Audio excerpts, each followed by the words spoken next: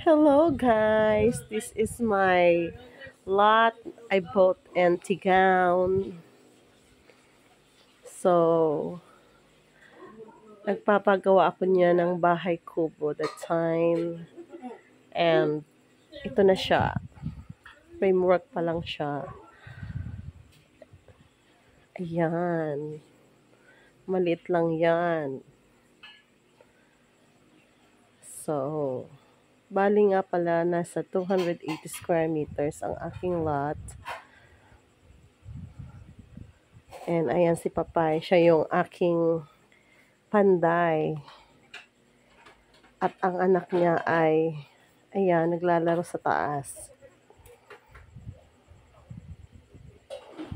Ayan.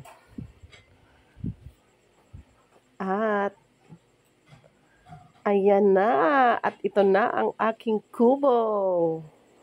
Yari na siya. Bahay kubo kahit munti. Ayan si Daddy, naglalagay ng varnish. Para daw maganda.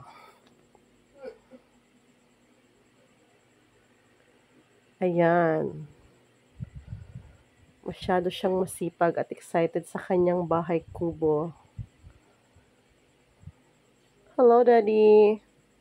Ayan ang loob. Ang itsura ng loob pa. Bali hindi pa siya tapos, hindi pa malinis siya ng aming bed. At ito yung bintana. Yung CR namin, maliit. Maliit lang siya. At ang aming kusina. Ayan, may poso na sa loob.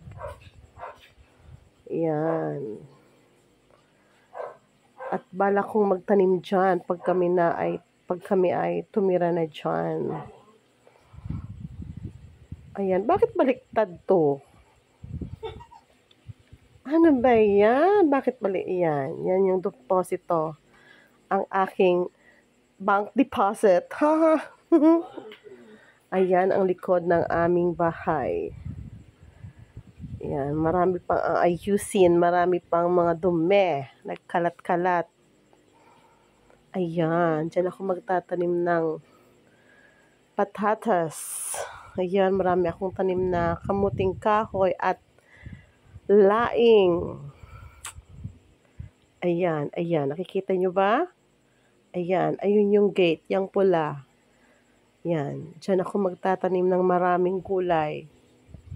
At yan, thank you for watching!